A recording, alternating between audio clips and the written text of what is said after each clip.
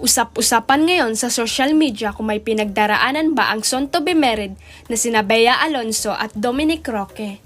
Ito ay matapos mapansin ng ilang netizen ang di umano hindi pagsusuot ng kapuso aktres ng kanyang engagement ring.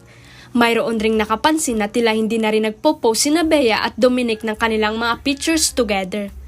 Bukod pa rito, hindi rin present ang aktres sa ibinandirang larawan ni Dominic nung i-celebrate nila ang kaarawan ng kanyang mami. Kaya naman kanya-kanyang hinuwa ang mga netizens kung maayos pa ba ang pagsasama ni Bea at Dominic. Bakit kinakabahan ako they are not clicking likes to each other post anymore? Obserbasyon ng isang netizen.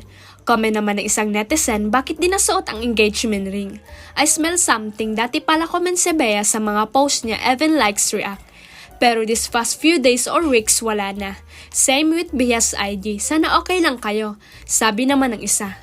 Matatanda ang kamakailan lang nang ibahagi ng Kapuso Star sa kanyang vlog ang kanilang naging travel sa Japan kung saan binisita nila ang Mount Moiwa na nasa Sapporo. Sa katunayan, naglagay rin sila Bea at Dominic ng pangalan sa love padlock at ikinandado ito sa railing ng Bell of Happiness para sa long-lasting relationships.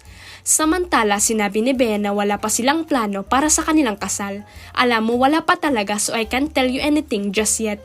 Sabi ng aktres nang matanong ng press sa isang product launch. Wala pa. Sorry, wala pa ma-share. Talaga? Oh my God. Wala pa. You are close with Katnia. Are they invited to your wedding? Alam mo, wala pa talaga. So, I can't tell you anything just yet.